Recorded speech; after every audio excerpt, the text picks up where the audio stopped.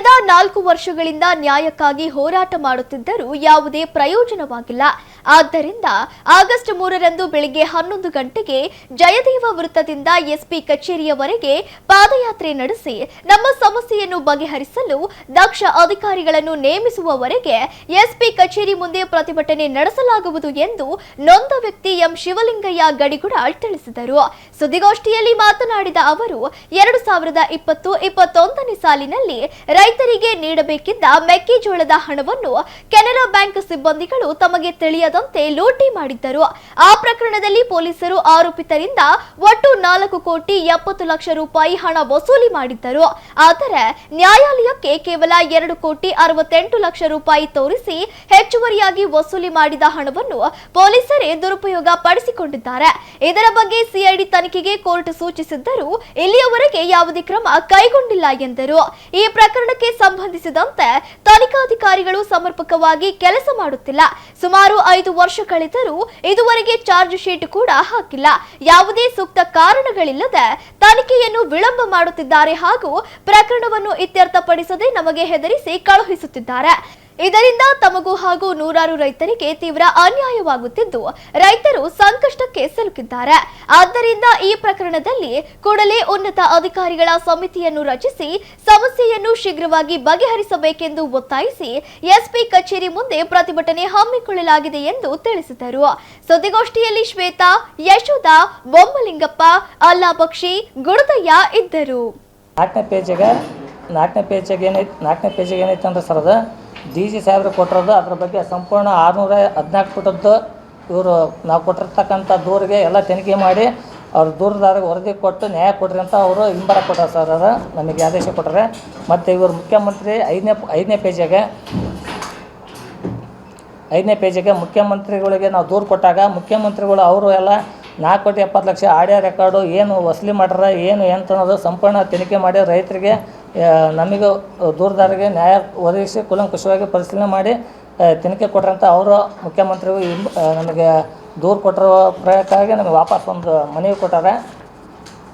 ಮುಖ್ಯಮಂತ್ರಿ ಕಂಡ್ರ ಸರದ 6ನೇ ತಾರೀಕು ಮತ್ತು ಲೋಕಾಯುಕ್ತರು 7ನೇ ಪೇಜ್ ಸರ್. ಲೋಕಾಯುಕ್ತರಿಗೆ ನಾವು ದೂರು ಕೊಟ್ಟಿವಿ, ಈ ಥರ ಪೊಲೀಸರು ನಮಗೆಲ್ಲ ಈ ಥರ ಇದು ಮಾಡ್ರಿ ಅಂತಲೇ ಪ್ರತಿಯೊಂದು ಲೋಕಾಯುಕ್ತರಿಗೆ SP ಮೇಲೆ KTGನ ಅವರ PSI ಮೇಲೆ ಮತ್ತು DSP ಮೇಲೆ ಅವ್ರ ಮೇಲೆ ಎಲ್ಲ ಲೋಕಾಯುಕ್ತರ ಮೇಲೆ ಕಂಪ್ಲೇಂಟ್ ಲೋಕಾಯುಕ್ತ ಆಫೀಸ್ನಾಗ ಕಂಪ್ಲೇಂಟ್ ಮಾಡ್ಯಾರ ಸರ್. ಅದು ಮತ್ತು ಮಾನ್ಯ ಗೃಹ ಮಂತ್ರಿಗಳಿಗೆ ಸರ್ ಅದು 8/7/2026 ಗೃಹ ಮಂತ್ರಿಗಳಿಗೆ ಕೊಟ್ಟು ಬಂದೀವಿ ಸರ್. ಅದು ದೂರು ಅವ್ರನ್ನ ಹಿಂಬಾರ ಯಾವುದು ನಮಗೆ ಇಸ್ಕೊಂಬಂದ್ರೆ ಸರ್. ಅದು ಇದು ಪುತ್ತಲಿನ ಮತ್ತು ಉಪಮುಖ್ಯಮಂತ್ರಿ ಡಾಕ್ಟರ್ ಪರಮೇಶ್ವರ್ ಅವರಿಗೆ ಕೊಟ್ಟು ಬಂದ್ವಿ 8/7/2026 12ನೇ ಪೇಜಿ.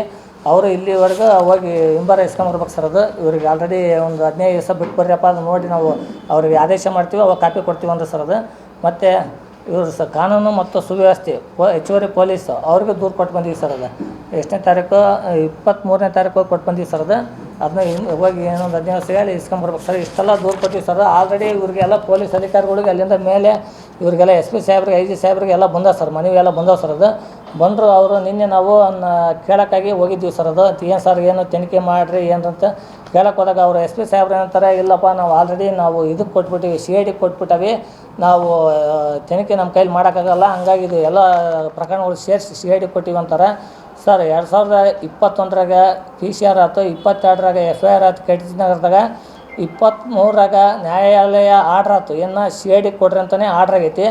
ಆ ವಾರ್ಡ್ರನ್ನ ಇಲ್ಲಿ ತನಕ ಇಟ್ಕೊಂಡು ಆ ವಾರ್ಡ್ರ್ ಕ್ಯಾನ್ಸಲ್ ಮಾಡ್ಯಾವಂತ ಸುಮ್ಮನೆ ಅದಕ್ಕೊಂದು ಸುಮ್ಮನೆ ಒಂದು ಇದು ಕೊಟ್ಟು ತನಿಖೆ ಮಾಡ್ದಲೆ ಈಗ ಫುಲ್ ಪ್ರೆಷರ್ ಆದಮೇಲೆ 4-5 ವರ್ಷ ಹಿಂಗೆ ಇಟ್ಕೊಂಡು ಎಲ್ಲ ಸಾಕ್ಷಿ ನಾಶ ಮಾಡಿ ಎಲ್ಲ ದಾಖಲೆಗಳನ್ನು ಮುಚ್ಚಿಟ್ಟು ಎಲ್ಲ ಕೋರ್ಟ್ಗಳ ಬೀರು ಪಟ್ಟಾಕಿ ಸ್ಟೇ ತರಂಗೆ ಮಾಡಿ ಈಗ ನಾವು CID ಕೊಡ್ತೀವಿ ಅಂತ ನಿನ್ನೆ ಹೇಳಿದ್ರು ಅವರು. ಯಾವ ಆದ್ರ ಮೇಲೆ CID ಕೊಡ್ತಾರೋ ನಮಗೆ ಗೊತ್ತಿಲ್ಲ. ಯಾಕಂದರೆ ಇಲ್ಲಿಗೆ ಎಲ್ಲ ರೈತರ ಕುಟುಂಬ ನಮ್ಮ ಕುಟುಂಬ ಸಿಕ್ಕಾಬಿಟ್ಟೆ ತೊಂದರೆ ಆಗಿದ್ದೀವಿ ಮತ್ತು ನಮ್ಮ ಸಂಬಂಧಪಟ್ಟ ಸಂಸ್ಥೆಗೂ ತೊಂದರೆ ಆಗಿರೋದ್ರಿಂದ ಹಂಗಾಗಿ ಇದಕ್ಕೆ ನಮಗೆ ಅತಿ ಶೀಘ್ರದಲ್ಲಿ ನಾವು ಎಷ್ಟನೇ ತಾರೀಕು ಅಂದ್ರೆ 3/8/2026 ದಾವಣಗೆರೆ ಜಯದೇವ ಸರ್ಕಲ್ ಇಂದ ಕಾಲ್ನಡಿಗೆಯಿಂದ ಹೋಗಿ SP ಆಫೀಸಿಗೆ ಕೂತ್ಕೊಂಡು ಮೇಲೆ ಅಧಿಕಾರಿಗಳಿಗೆ ಏನು ಇವ್ರು ದೂರು ಕೊಟ್ಟಿವಿ ಸರ್. ಅದು ಮೇಲೆ ಅಧಿಕಾರಿಗಳು ದೂರು ಅವರಿಗೆ ನಿಮ್ಮ ಮಾಧ್ಯಮ ಮುಖಾಂತರ ಅವ್ರಿಗೆ ಮುಟ್ಟಿ ಅವರಿಂದ ದಕ್ಷ ಅಧಿಕಾರಿಗಳು ಯಾರು ನಮಗೆ ಅವರೇ ತೀರ್ಮಾನ ಮಾಡಿ ಒಳ್ಳೆ ನಮಗೆ ನ್ಯಾಯ ಕೊಡ್ಸಂತ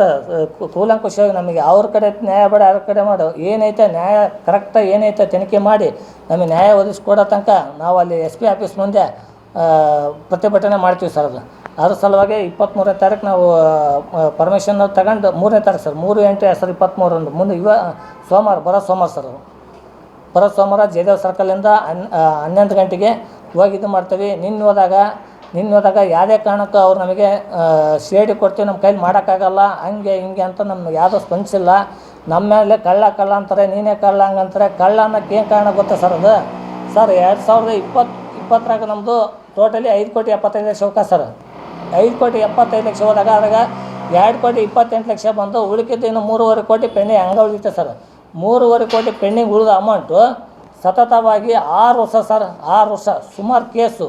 3.5 ಕೋಟಿ ಕೂಡ ರೈತರಿಗೆಲ್ಲ ಕೊಡ್ಬೇಕು ಸರ್ ರೊಕ್ಕನ, ಅಳಬ್ರಿಗೆಲ್ಲ. ಅವರು 6 ವರ್ಷ ಯಾರು ಸರ್ ಬಿಡ್ತಾರೆ? ನಾವು ಬಿಸ್ನೆಸ್ ಸ್ಟಾರ್ಟ್ ಮಾಡಿಬಿಟ್ಟಿವಿ ಸರ್. ಏನಾಕತಿ ಬಿಡು, ನ್ಯಾಯ ಸಿಗ್ತೈತಿ, ಗಡಗಡೆ ಏನೋ ಮಾಡಿ ಅಲ್ಪ ಸ್ವಲ್ಪ ದುಡ್ಡು ನಮಗೇನೋ PGಗೆ ಅದಕ್ಕೆ ಅಡ್ಡಾಡಕ್ಕೆ ಬಿಸ್ನೆಸ್ ಹಾಕತ್ತಂತ ಬಿಸ್ನೆಸ್ ಸ್ಟಾರ್ಟ್ ಮಾಡಿಬಿಟ್ಟಿವಿ. ಅವಾಗ 22-23ರಾಗ ಬಿಸ್ನೆಸ್ ಸ್ಟಾರ್ಟ್ ಮಾಡಿದ್ಮೇಲೆ ಏನಾಯ್ತು, ಬಿಸ್ನೆಸ್ ಜೋರಾಗ್ಬಿಡ್ತು. ಈಗ 3.5 ಕೋಟಿ ಹಳೆ ಕೊಡೋಗುತ್ತೆ ಸರ್. ನೀನು ಯಾವಾಗಾರ ತಗೊಳಪ್ಪ, ಪೊಲೀಸ್ ಕಡೆಯಿಂದ ತಗ, ಕೋರ್ಟಿಂದ ತಗ, ಯಾರ ಕಡೆಯಿಂದ ವಸೂಲಿ ಮಾಡ್ಕೆ, ನೀನು ಫಸ್ಟ್ ನಮಗೆ ರೊಕ್ಕ ಕೊಡು, ನಮ್ದು ಹಳೇದು ಏನೈತಲ್ಲ ರೊಕ್ಕ ಕೊಡು ಅಂತ ಬೆನ್ನತ್ತಿ ಬಿಡಿಸ್ತಾರೆ.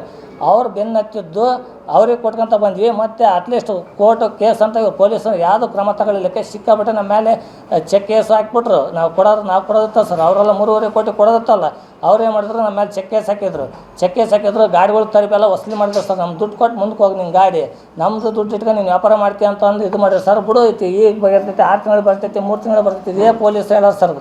3 ತಿಂಗಳು ನಾನು ಹಿಡ್ಕೊಂಬಂದು ವಸೂಲಿ ಮಾಡ್ಬಿಡ್ತೇನೆ ಅಂತ ಎಲ್ಲ ತನಿಖೆ ಅಧಿಕಾರಿಗಳು ಹೇಳ್ದಕ್ಕೆ ಭರವಸೆ ಮೇಲೆ ನಾವು ಮಾಡ್ಕೊಂತ ಬಂದೀವಿ ಸರ್. ಅದು ಹಂಗಾಗಿ ನಮಗೆ ಎಕ್ಸಸ್ ಮೈ ಮೇಲೆ ಬಂದ್ಬಿಡ್ತು ಸರ್. ಅದು ಬಿಸ್ನೆಸ್ ಮಾಡ್ಕೊಂತ ಹೋಗಿ 1.5 ಕೋಟಿ ಗಟ್ಟಲೆ ಮೈ ಮೇಲೆ ಬಂದು ಸರ್. ರೈತರಿಗೆ ಅತ್ಲಾಗ ಕೋರ್ಟು ಕಚೇರಿ ಅದ್ರ ಬಗ್ಗೆ ಹೊಸ ರೈತರಿಗೆ ನಮಗೆ ಫ್ರಾಡ್ ಅಂತ. ನಾವು ಯಾಕೆ ಫ್ರಾಡ್ ಆತಂದರೆ ಆ ಥರ ಇವ್ರು ಡಿಲೇ ಮಾಡಿದಕ್ಕೆ ಅಲ್ಲೆಲ್ಲ ದುಡ್ಡು ಹೋಗ್ತಾರೆ.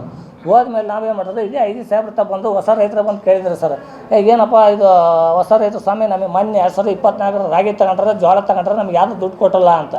ಅದಕ್ಕೆ ಅವಾಗ ಅವ್ರೇನು ರೈತ ಸಾಹೇಬ್ರು, ನೋಡಪ್ಪ ನೀನು ಹಿಂಗೆ ಐತಲ್ಲ ಆಗೈತಲ್ಲ, ನೀನು ಹೊಸ ರೈತರಿಗೆ ಯಾಕೆ ಮೋಸ ಮಾಡಿದೆ ಅಂದರು. ಹೇಳಿದ್ನು ಸರ್, ನಾನು ಹಳೆ ರೈತರೆಲ್ಲ ನನಗೆ ವಸೂಲಿ ಮಾಡಿಬಿಟ್ರು, ಎಲ್ಲಿ ಬಿಡಲಿಲ್ಲ. ನಮ್ಮ ಕೋರ್ಟು ಕಚೇರಿ ಅನ್ನೈತೆ, ಸಿಕ್ಕಾಪಟ್ಟೆ ಕೋರ್ಟ್ಗಟ್ಟಲೆ ನಮ್ಮೆಲ್ಲ ಕೇಸ್ಗಳು. ಯಾರು 1,000 ಮುಟ್ಟಲ್ಲ, 10,000 50,000 ಕೇಳಿ ಹಿಂಗೆಲ್ಲ ನನಗೆ ಫೋಲ್ ಆಗ್ಬಿಟ್ಟ ಸರ್. ಅದು ಈ ಥರ